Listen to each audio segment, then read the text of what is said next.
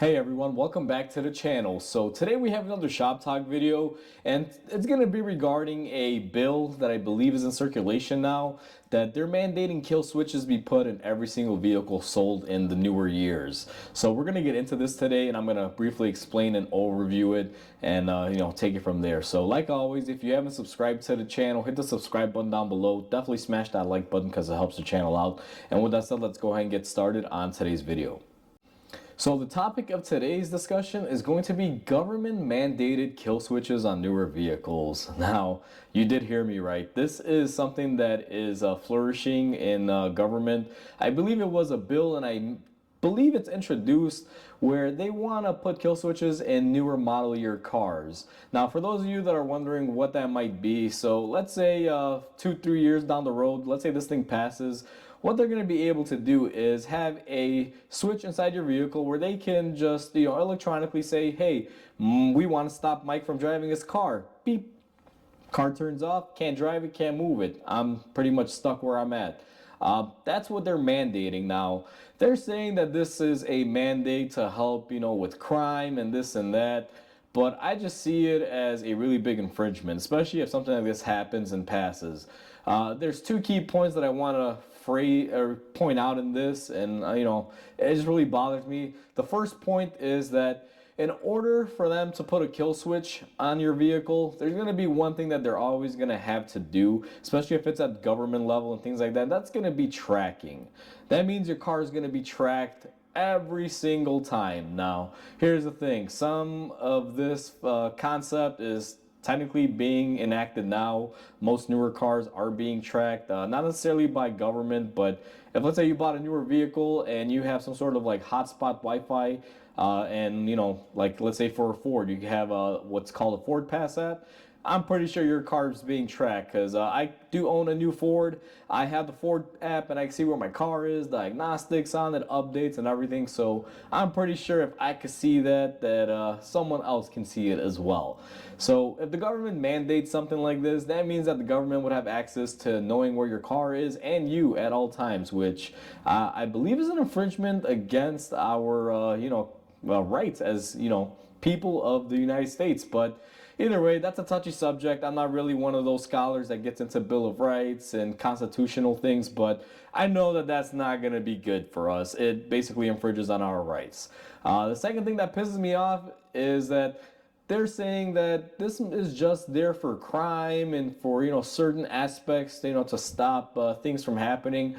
But again, not a good idea. If my car gets stolen, as much as I would want to kill switch to turn it off, now if I had the sole authority to track my car and be able to turn it off whenever I wanted, that's not a bad idea. Maybe we should implement that. But knowing the fact that the government or the manufacturer or the bank or whoever can have access to that, I don't think I want that, because even if my car is paid off, that's just a relevant area that none of those things that I listed should be affiliated with it. The concept of owning stuff is slowly going away. And it's hard to fathom and hard to swallow. Now, I'll be honest with you, I did purchase a newer vehicle this year.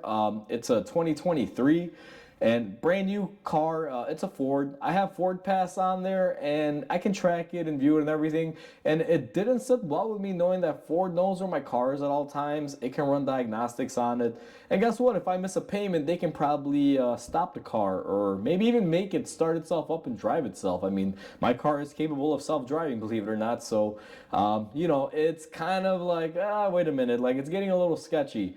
It's already difficult to swallow that pill. And again, I was aware that they have stuff like that, but I never knew how, cradled in it was to the vehicle until I purchased it, which at the end of the day, I guess everyone's doing it. So there's nothing I can do. If you want to drive something modern, you're going to kind of have to deal with stuff like that. But at least it's limited to the Ford company, not to the government and everything and the banks and everything like that. But, it's a crazy world and time that we're living in. I don't feel that anyone except for you, the owner of the vehicle, should be able to track and be able to stop your vehicle if you wanted to.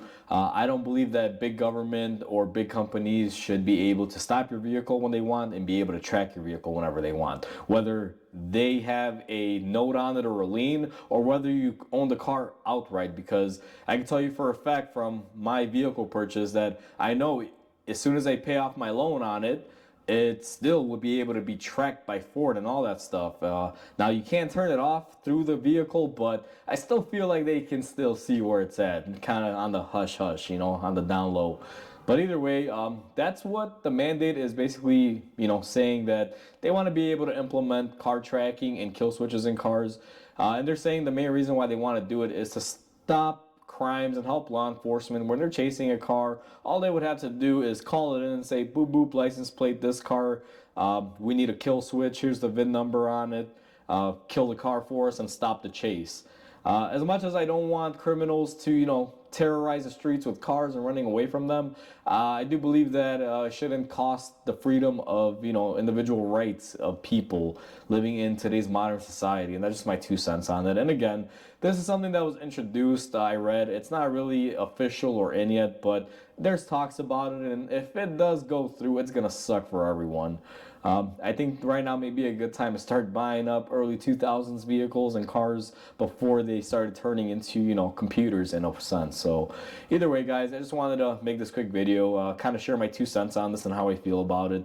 And I would love to hear your guys' opinion on it as well. So with that said, hopefully everyone enjoyed this video. Please comment, like, and subscribe because it definitely helps the channel grow. And I hope you have a wonderful day, and I'll catch you on the next video.